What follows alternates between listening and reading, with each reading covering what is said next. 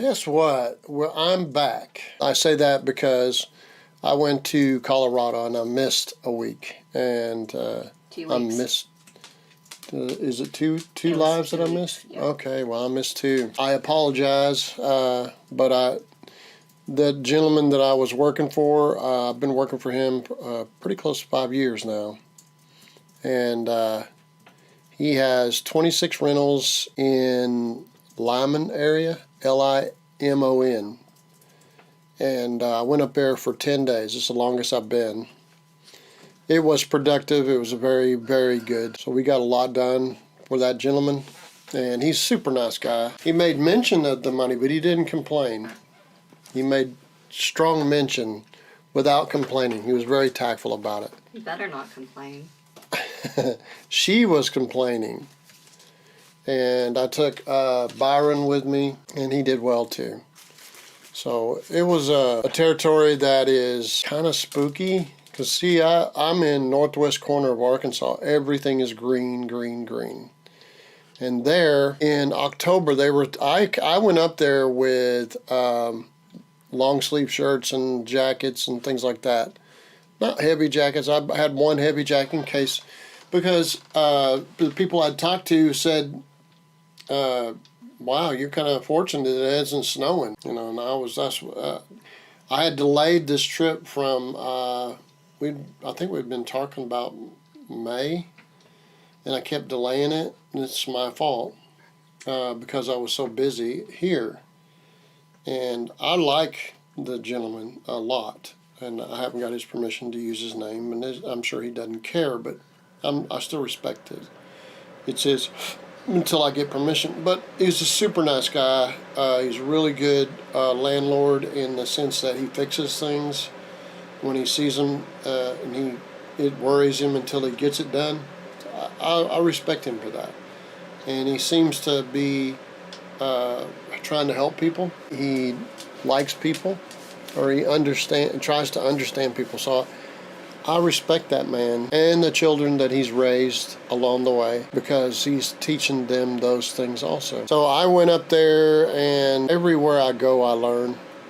You'll see videos and things like that of the trip. But that area is kind of spooky compared to where I'm at. And I will say, because I was aware at all times that if I broke down, there was only one person that I could call that I knew. And you out there might be 15 miles to another house. I mean, you can see the Rockies 75 miles away where Colorado Springs is. So there's a few trees. When I say a few, maybe 5% of what I have around here.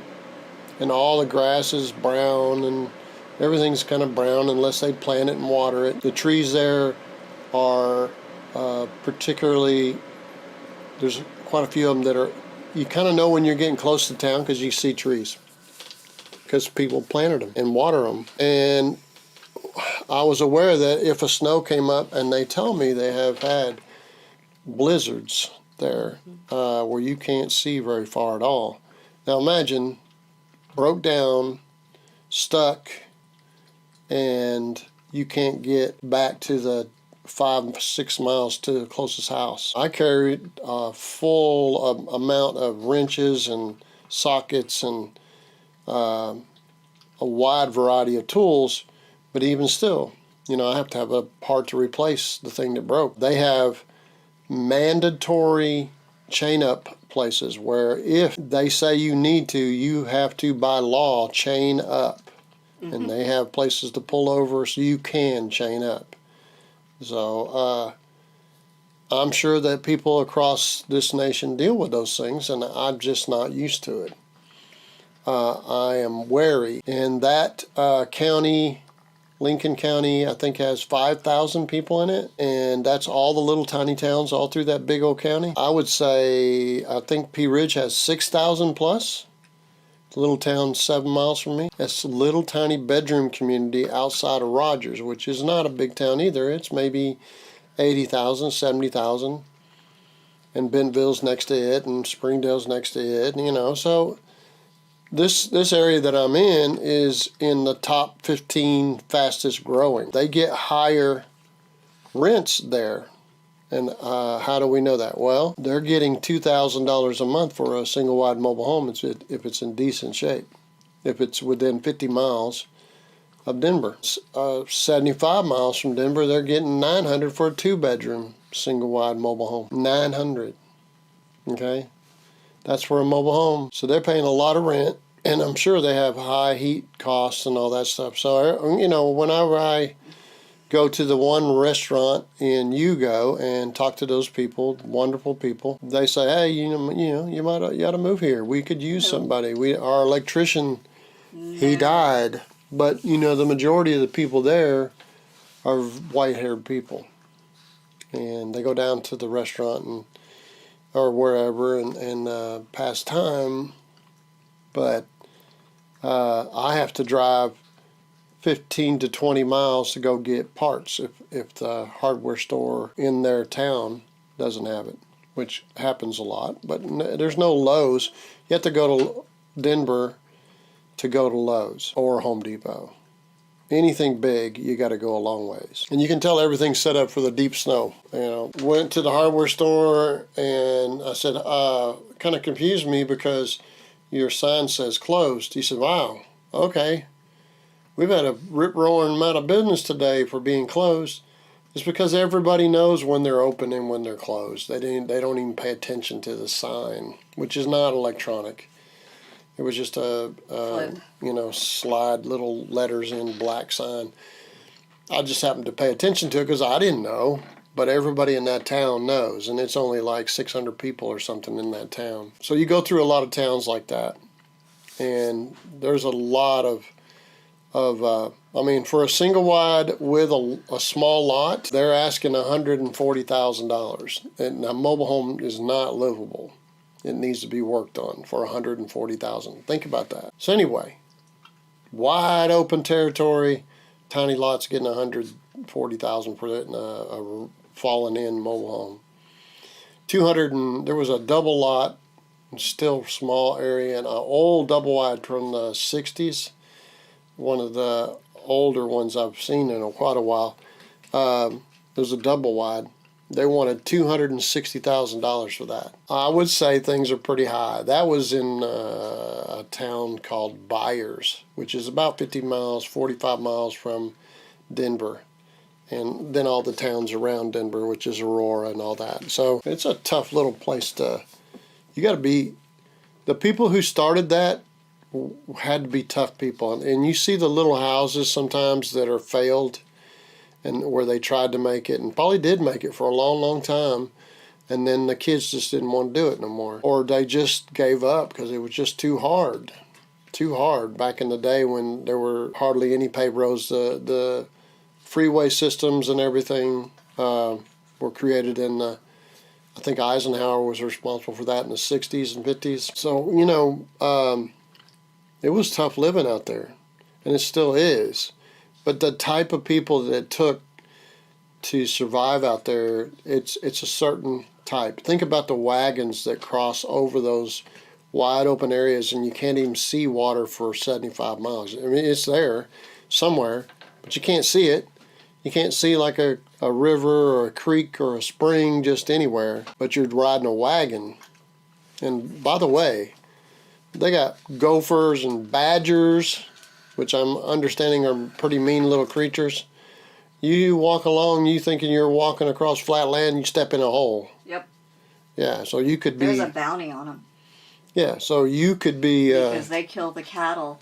They'll break legs on the cattle, the horses. Yeah, imagine riding your horse and all of a sudden it steps in a hole. Yeah, there's a huge bounty. Has been for decades. When I lived in Wyoming, there was a bounty on gophers. For the same reason. It's a different style of life. It's for a tough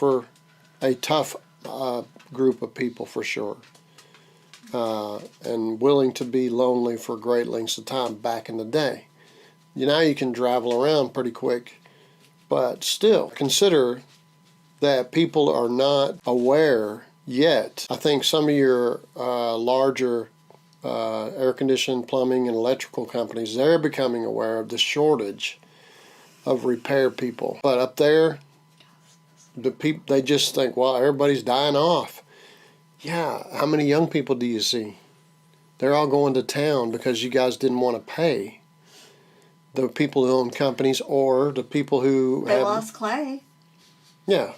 Clay was working in Aurora for a medical college. They decided they were going to, in the middle of having him there, he hadn't been there 6 months, and they were you know what, we're going to go totally subcontract. We're not going to have a staff. And everybody got their hint pretty quick. Clay was next to the last leaving.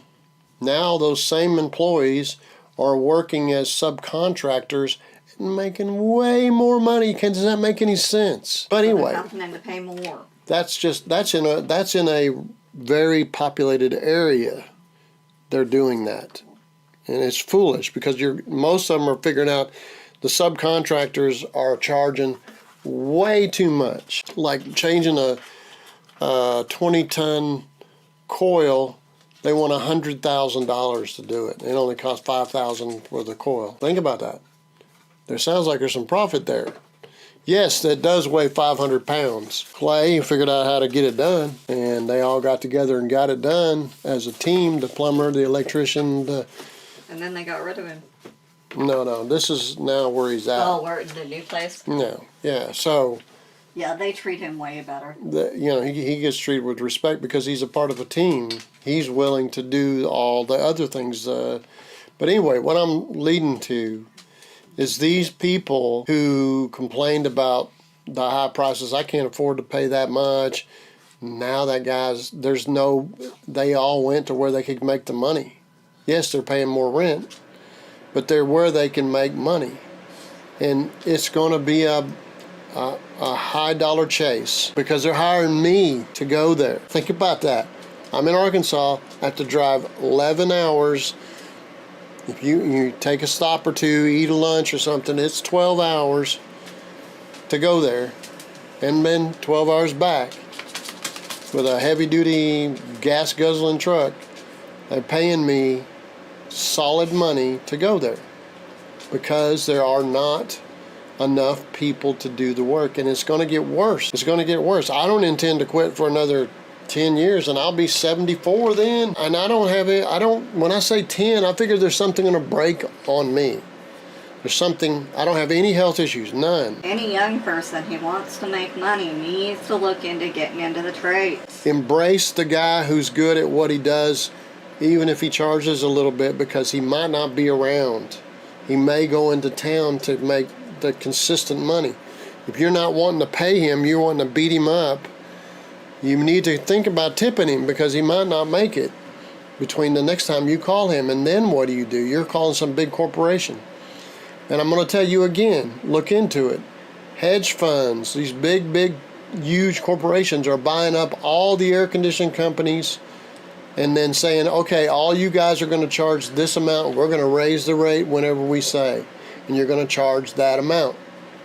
They can afford to buy it. They can spend $100 million or $200 million and make it all back inside of a year or two. It's coming, guys. The corporations are buying up all these big plumbing, electrical, and air conditioning companies in big town areas so they can control the cost to you. Get yourself surrounded with people that are good, that have a good conscience, and treat them well.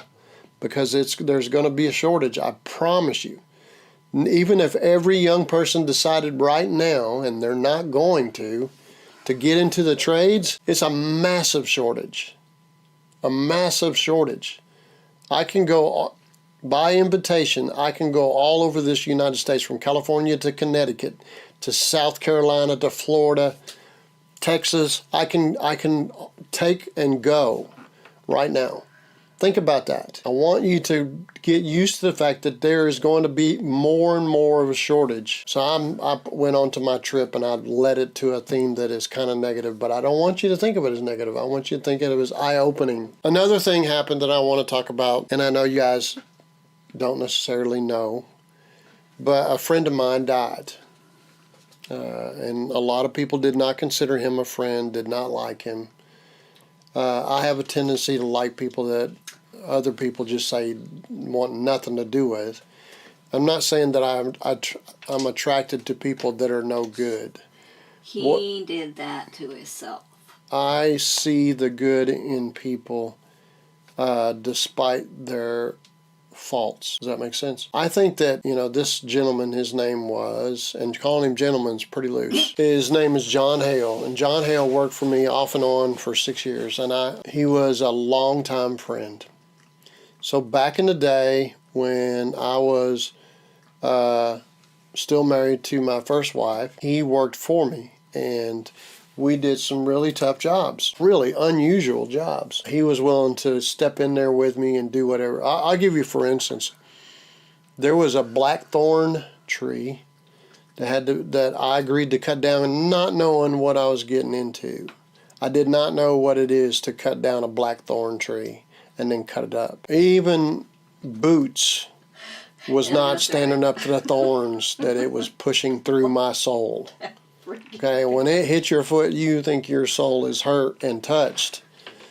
It will slice you to ribbons if you're not careful. So anytime you might have been fast at cutting a tree down, you're not so fast. And John was smart enough to see that coming and said, I don't want no part of it. And so he told me in advance, but the thing that killed it, and at that time, he was on my phone plan. We were good friends. He said, I don't paint. And so I said, man, I got a job I need you to help me on. It's painting the whole house. I need you to help me. He got probably an hour into it. Oh, my daughter's calling me. I got to go. And never saw him again for almost a year and a half. Okay, so yeah, he warned me. He does not paint. So I'm gonna give you what little bit I know about him, and I will explain as I know, and I know it's not totally accurate, and it's just for me wanting to put his name out into the internet so that if anybody ever wanted to, they could say, he knew a guy like that, and that is me. Well, I met John. The first time I met him, I was working full-time and overtime, and then I had a basketball card shop called Iguana Cards in Prairie Grove, Arkansas. You had a big-ass iguana with it. Yeah, that goes back to Florida. That's another story. And so I would go there in work clothes and coveralls, whatever, dirty, and sit down, and there would be people waiting for me. And that is not where I met him. The guys that liked me a lot, they had a fantasy baseball team, league, where you go in and draft, who you think will do good that year, and your team tries to get points and all that stuff. To say, hey, why don't you come join it? I was like, well, yeah, I'll do that. So I went over there, and John had not gotten there yet, and everybody was like, hey, I'm gonna let you know, this guy John Hale, you got to take him with a grain of salt. You might not want to be too aggressive with him because he's really hard to deal with, and trying to be nice and warm. And mind you, there's all kinds of talking in this. There's like 7, 8, 10 guys, and it's like I don't think I'll have any problem dealing with anybody. So it doesn't matter to me. And sure enough, he shows up and he's like, "Hey boys," boisterous, and he had real tight, close hair here, and then he had lightning bolts kind of cut in, like ethnic people would do. He was trying to be impressive and have like he was tough. He always wanted to leave that impression that he was tough. And he came in and, who is this guy? Wah, wah, wah. And I stood up and shook his hand and grabbed it just as tough as he tried to grab mine. But, and I said, I introduced myself, and he says, well, get ready to lose, that kind of thing. So we went back and forth, and I just told him right off the bat, I don't care. You can say whatever you want to, and I'm going to say what I want to, but I'm not going to be rude about it. And he was like trying to get aggressive with me, and it didn't work. And finally, toward the end of the night, he said, you know what, I like you. That kind of thing. That was how I met him. He was working as a drywall guy at that point. Now, to get you to understand what he was like, his dad and mom were married and had multiple kids. He had a sister that could sing she won competitions back in the day. We're talking back into the 60s, late 60s and 70s, that she could sing, and people, she would sing at the county fair, which was not very big, and people talked about her for a long, long, long time. And she died, but at a very early age. But John's brother and him both were raised by his dad, who was a mean, mean guy. I mean, he was mean. I mean the kind of guy that had a reputation for killing people. He's mean. He was kind of a biker, an assassin, a redneck assassin. So he wasn't he an enforcer? No, not for anything biker. It wasn't. I don't think he ever had his legs over a bicycle even. He was if you owed money to a certain guy, he would make sure you paid. And if you didn't pay, you'd just not live. And that was not something that everybody talked about, and nor was it something that police investigated, because he didn't shoot you point blank. He shot you from a long ways away. And he was mean to his boys because he wanted them to be tough, and he was mean to his woman, so he beat them all up when he lost his temper. And yes, he taught them a lot of toughness. He did teach them a lot of good things that they could use, logging, and it all showed up. John would talk about it, although painfully, and it was that way until John got big enough that he would not allow it anymore. As I recall, he said he broke his dad's arm, but I always, his mom had already run his dad off, and he decided to come back and try to rough everybody up. They never made a lot of money. They were just struggling, and he was probably a man who had fear, and the way he kept his fear at bay was to be mean and angry. And so he raised John and his brother. His brother responded differently, but he raised them to be harsh. And John took it to heart. His brother was a bit more skilled and quiet, but he still was pretty harsh. He just didn't say as much as John did. John, early on in high school, he struggled, but he made do. He got stronger as time passed. He used to, at one point, he only had a bicycle, and he'd pedal miles around to go to work. And it made him really fit. And so playing basketball was not a problem for him. He loved basketball. And that is something we had in common. As a game you can play by yourself. And he was good at basketball, particularly after high school. And he played on 3-on-3 competitions across the state, all the way down to 3 or 4 hours away at the Capitol. And they had some pretty good guys. John would say things because of the boldness of everything. He later on, he was mean enough that he became a bouncer and was good at it. And he probably liked it. He liked it as long as he won. Yeah, he doesn't like losing. He doesn't like to. He never liked to lose. Verbally, physically. And he would taunt people and cause people to try to want to fight him, and if he knew he could win. And he became particularly. God, he reminded me so much of my ex-husband. He was capable of hurting you. He would literally look at ways before he started with you on how to hurt you. Okay, so he was used to being mean, and used to being with women when it came to the end of the night. As a bouncer, women tend to follow their instinct and go with the meanest guy out or the toughest guy around, and he got to be used to that. I think that had a lot to do with all the marriages and relationships that he had, because well, no woman could put up with it for very long. I'm sorry. He had lots of children from different women, and but there's a toughness about him that I always respected. He was tough as he could be, and that's not fake tough. No, he was tough. He was tough.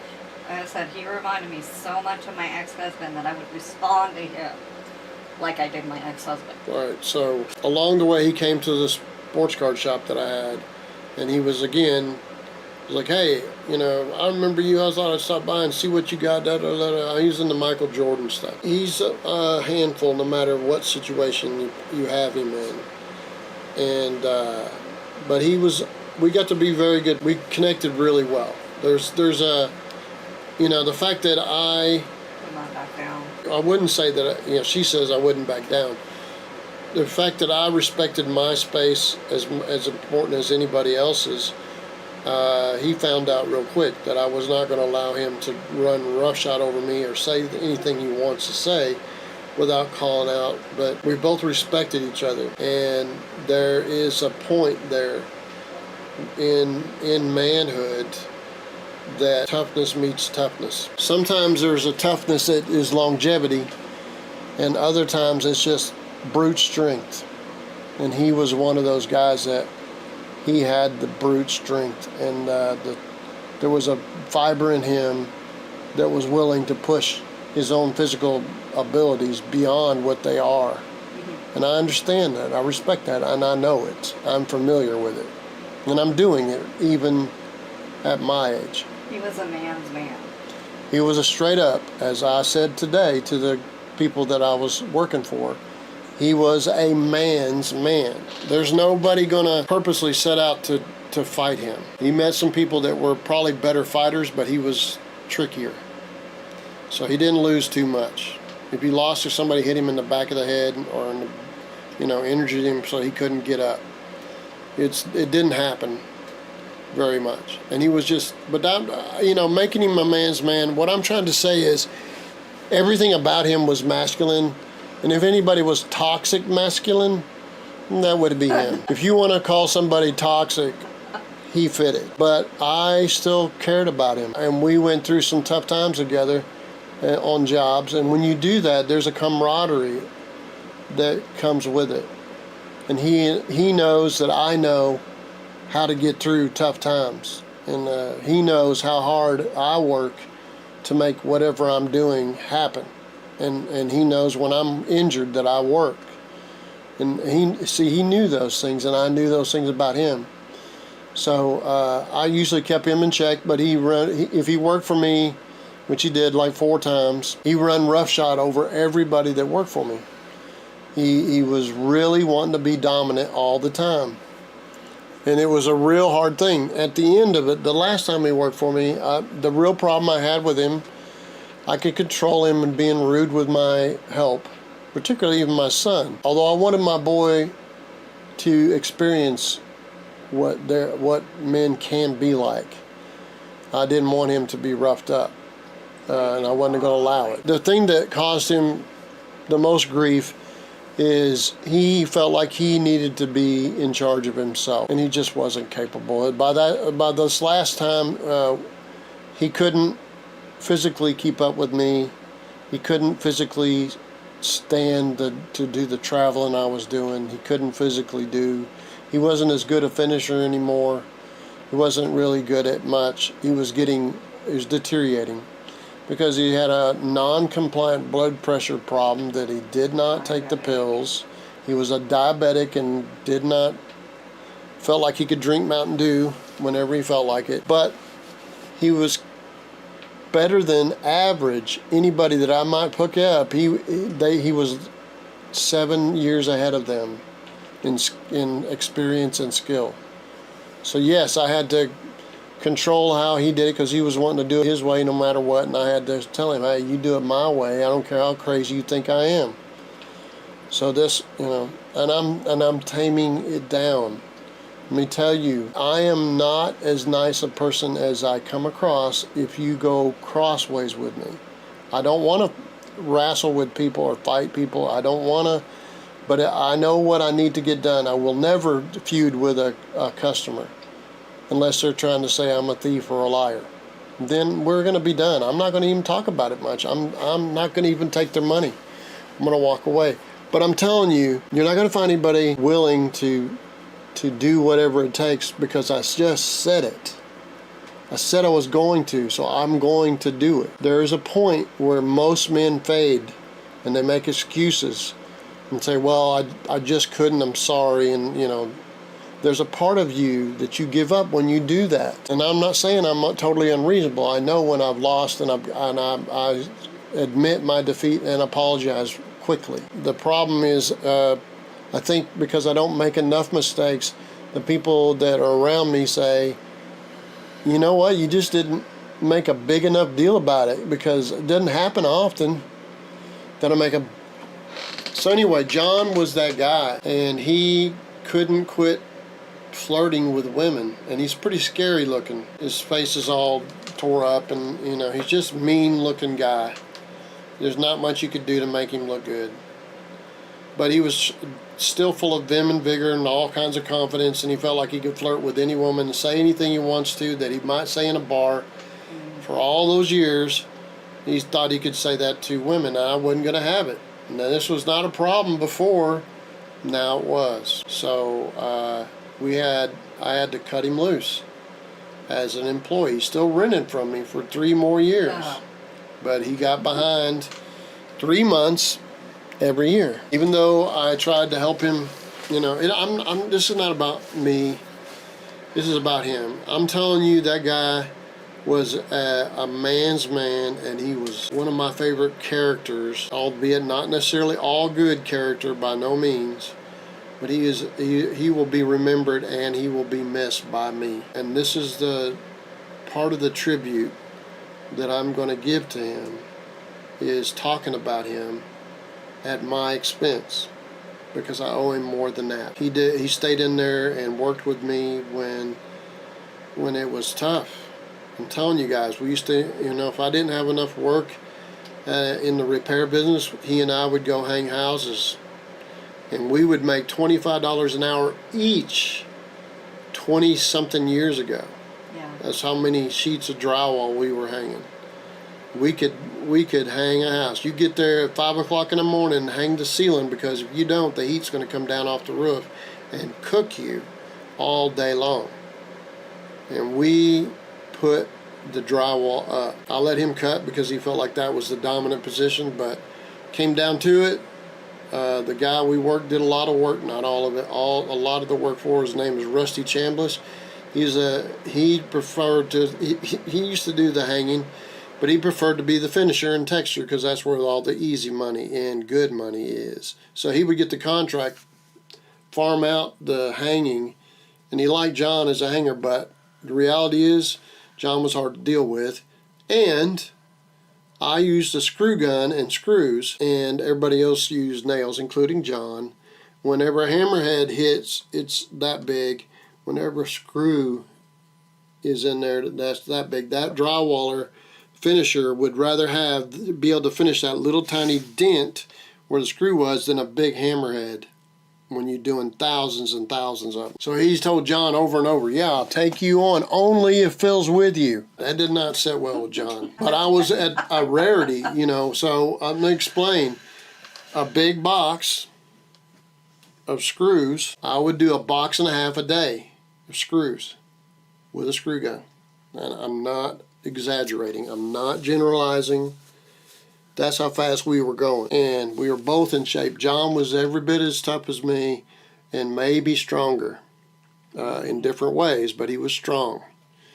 And there wasn't nobody going to step up on us, because when we come into a restaurant, there wasn't nobody bigger. There might have been some fatter, but they weren't bigger.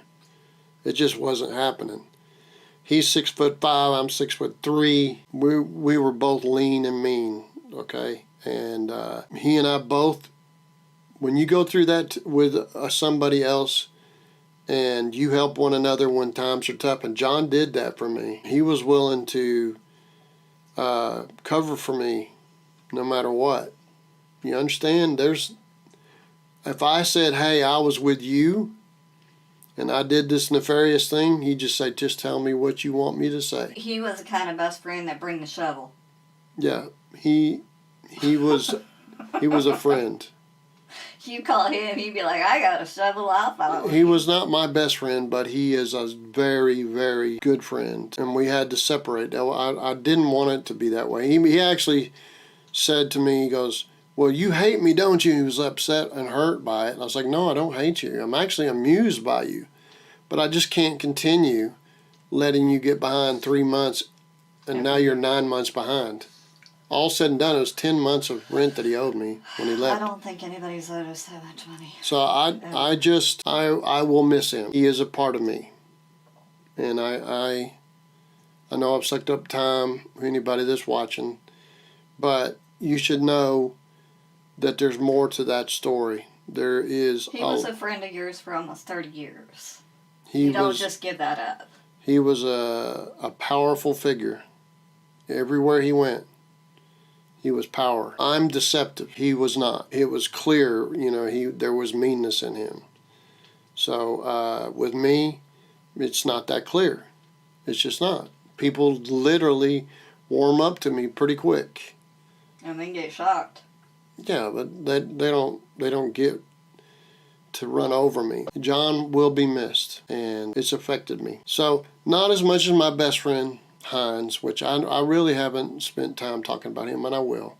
But I know that that isn't what I was going to talk about, and I apologize. We just found out he just died, yesterday? Yesterday. So, I mean, this is So all these people that know me and him, including his wife, who probably is mad at me, and that's probably his 7th wife, and I don't know how many relationships along the way. She let me know also, and I appreciate her. Even if she's mad at me, I still appreciate her letting me know. But one of the good friends of mine in a little town called Lincoln let me know, called me also. His son, who works for the 911 dispatch, let him know, and then he called me. It's a hole in my life. I knew it was coming. I expected it much earlier. I do not regret him being in my life. We sent him home when he was working. There was a couple times you called me and described what he was doing, and I was like, take him to the ER, and he wouldn't go. Yeah, he wouldn't go to the emergency room, and he probably had a stroke, probably a small stroke. His face drooped a little bit. Yeah, but he had high blood pressures, just massive, so much that he carried BC powder with him all the time. He ran 240 normal. Yeah, he was running 240. Yeah, crazy. Think about that. They would make you angry because you're having a headache all the time. But I remember him laughing, and it was music to my soul to hear him laugh. And so he will be missed. And I will probably refer to him from time to time. But we have videos of him. He's in the videos. A lot of our drywall videos have him in it.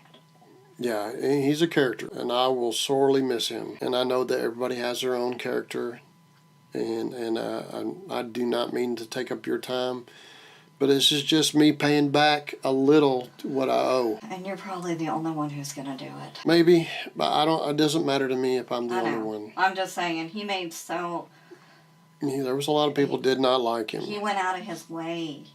Yeah, but to make enemies. But when I met him, even if it's been a year or two, it was big time shake and smack on the shoulder and maybe a man hug bump.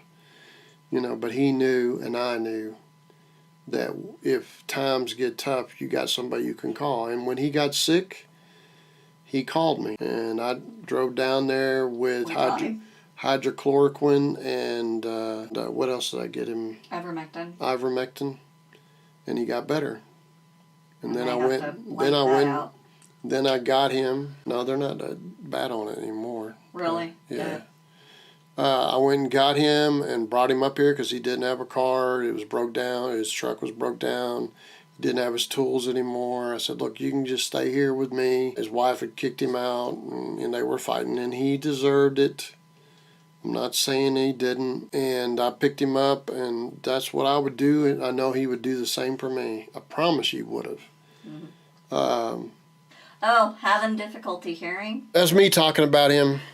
And I will pick up where I left off next week, talking about residential fences. And you guys are welcome to ask any questions at any time, even interrupting this stories about him. I would always. There's more. There's a lot of really rough, and tough stories. So, all the best to you guys. I know that I didn't do what I was talking about, but I promise I will. I will get to what I was talking about and give it the due. But somebody in my life that made me who I am is no longer. And I hope all of you have a long life and a fruitful life, and everything. May trouble always follow you and never catch up. So I will leave it with that.